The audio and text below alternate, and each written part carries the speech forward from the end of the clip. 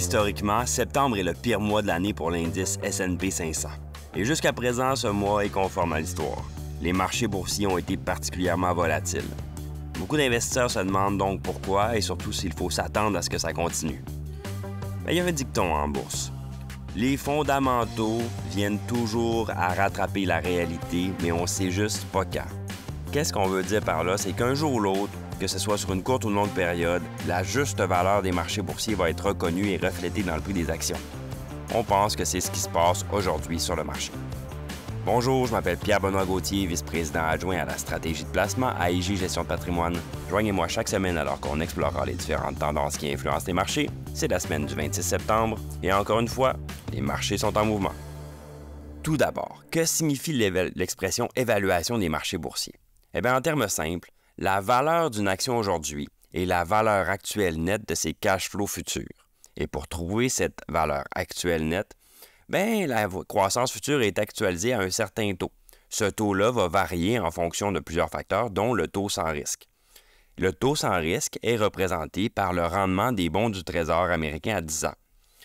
Donc, lorsque les rendements augmentent, lorsque les taux 10 ans augmentent, comme le fait les rendements du Trésor américain au cours des 3 derniers mois, bien, la valeur de la croissance future diminue. Donc là, on est rendu dans les cours, un peu dans les cours universitaires boursiers, mais il faut comprendre que cette relation-là entre les taux et les actions est importante. Cette variation-là du taux d'actualisation va finir par se répercuter sur l'évaluation des marchés boursiers. On sait grâce à nos recherches que l'évaluation est importante au fil du temps. L'évaluation ne va pas rien nous dire sur la performance du marché boursier au cours de l'année suivante ou de l'année courante, mais l'histoire a montré que plus le multiple court-bénéfice, ce qu'on appelle en anglais price earning, est élevé aujourd'hui, plus le rendement boursier va être faible au cours des 10 prochaines années. Donc, ce multiple-là, c'est le nombre de fois qu'on paie les profits. Si une entreprise fait 1 milliard de profits et que l'entreprise vaut 10 milliards, on va dire que son court-bénéfice est de 10. Si cette entreprise-là valait 20 milliards, on dirait que son court-bénéfice est de 20.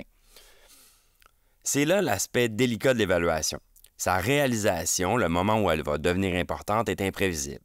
En d'autres termes, on peut assister à un ajustement de l'évaluation au cours de la première, de la 5e ou de la 7e année, ou même un ajustement partiel qui se fait sur plusieurs années avec un retour éventuel à la juste valeur.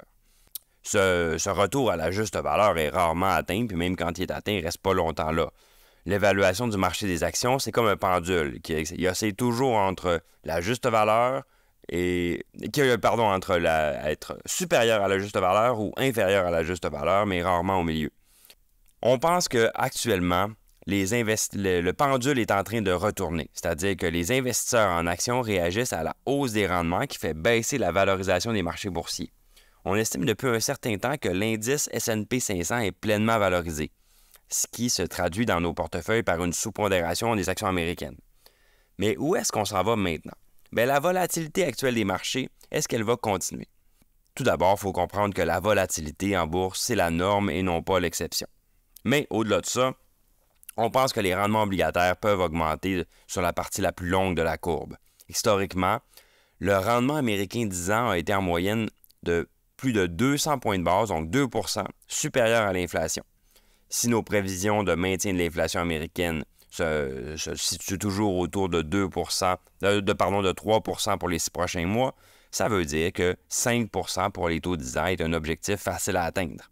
En général, lorsque le rendement à 10 ans augmente, la valorisation diminue.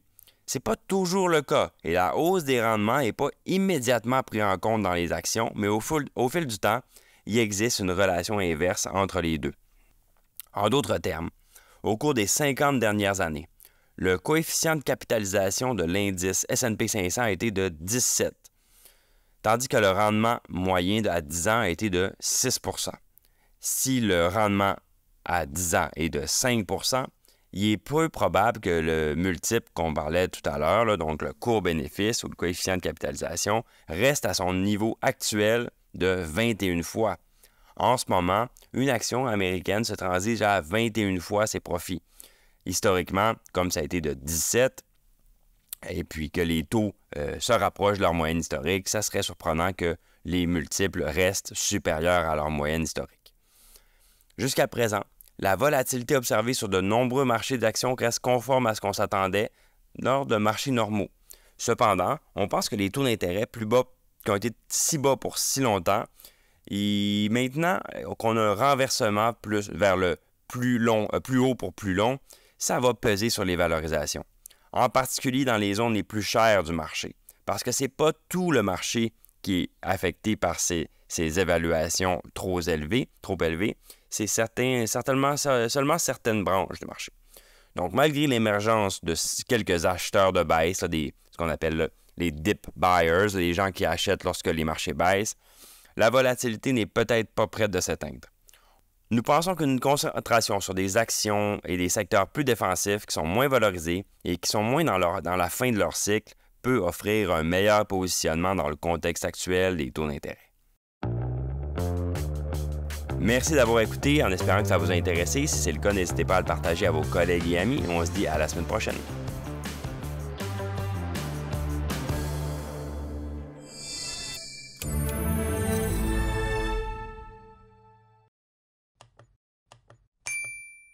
Le contenu de ce balado, y compris les faits, les perspectives, les opinions et les recommandations, ne doit pas être pris ni être interprété comme un conseil en matière de placement, ni comme une offre de vente ou une sollicitation d'offre d'achat de tout titre cité. On ne doit pas se fier sur le contenu de ce balado à quelque fin que ce soit, et IG, Gestion de patrimoine, n'est aucunement responsable de son utilisation. Le présent balado renferme des énoncés prospectifs qui décrivent nos attentes actuelles ou nos prédictions pour l'avenir.